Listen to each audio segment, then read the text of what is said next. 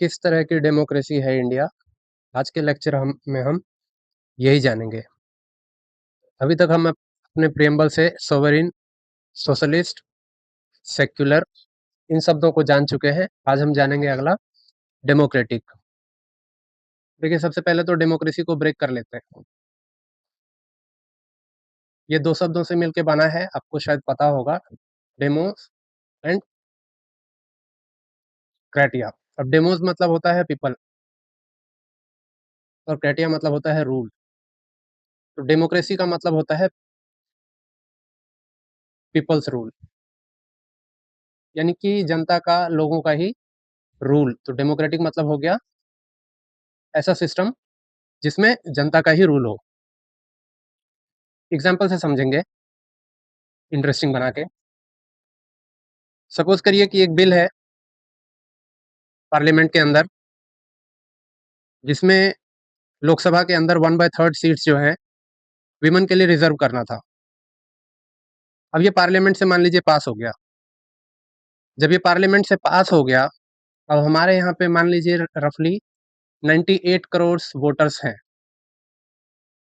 Parliament से पास होने के बाद हर वोटर के पास कोई ऐप वगैरह हो मोबाइल में और सबके पास जाए कि क्या ये बिल जो है एक्ट बनना चाहिए या नहीं। आपको 2 ऑप्शन दिए गए, येस और नो। अब मेजॉरिटी यदि कहती है येस, तब ये बिल जो है एक्ट बन जाता है। यदि मेजॉरिटी कहती है नो, तो ये फिर संसद से यानी कि पार्लियामेंट से पास होने के बावजूद भी एक्ट नहीं बन पाएगा, इसको नहीं लागू किया जाएगा। क्या इंडिया में ऐसा होता है?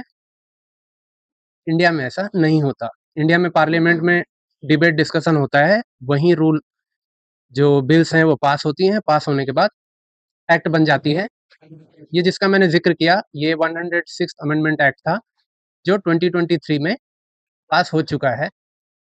लेकिन मैं एक सिनेरियो के ज़रिए आपको समझाना चाहता था, ये जो सिस्टम है, जिसमें फाइनल अप्रूवल के लिए सिटीज़न्स के पास जाता है, वोटर्स के पास जाता है कि बताइए ये बिल पास होना चाहिए या फिर नहीं, तो इसको कहते हैं रेफरेंडम।